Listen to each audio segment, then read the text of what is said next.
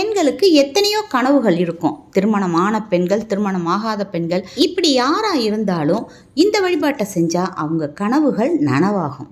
அந்த கனவு, வேண்டுதல் இதெல்லாம் தன்னுடைய குடும்பத்துக்காகவும் இருக்கலாம், தனக்காகவும் இருக்கலாம். கணவர், குடும்பம், குழந்தைகள் எல்லாரும் நல்லா இருக்கணும்னு இந்த பரிகாரத்தை செய்யலாம். இல்லை திருமணமாகாதவங்களா இருந்தால் விரும்பிய நபர் கணவனாக கிடைக்கணும் அப்படின்னு நினச்சி இந்த பரிகாரத்தை செய்யலாம். இல்லை திருமணத்துக்கு பிறகு ஏதாவது சாதிக்கணும் அப்படின்னு நீங்கள் நினச்சாலும் இந்த பரிகாரத்தை செய்யலாம். பெண்களோட நீண்டகால கனவுகள், வேண்டுதல்கள் மற்றும் ஆசைகள் நிறைவேற வெள்ளிக்கிழமையில் மகாலட்சுமி வழிபாடு செய்யணும். கோமதி சக்கரம் வச்சு பூஜை செய்கிறது வீட்டில் செல்வம் நிலைத்து கனவுகள் நனவாக உதவும். அடுத்ததாக வேல் வழிபாடு. பெண்கள் தங்களோட வேண்டுதல்கள் நிறைவேற வீட்டில் வேல் வழிபாடு செய்யலாம்.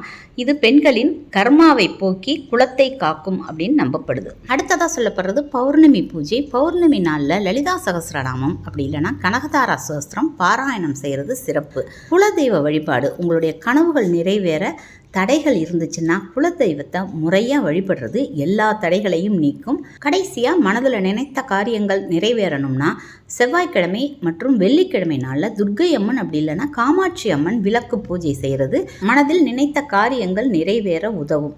இன்னும் இதுபோல் ஆன்மீக தகவல்கள் தெரிஞ்சுக்கணுன்னா வாசுகி பாஸ்கர் சேனலை சப்ஸ்கிரைப் பண்ணிக்கோங்க. தேங்க்யூ.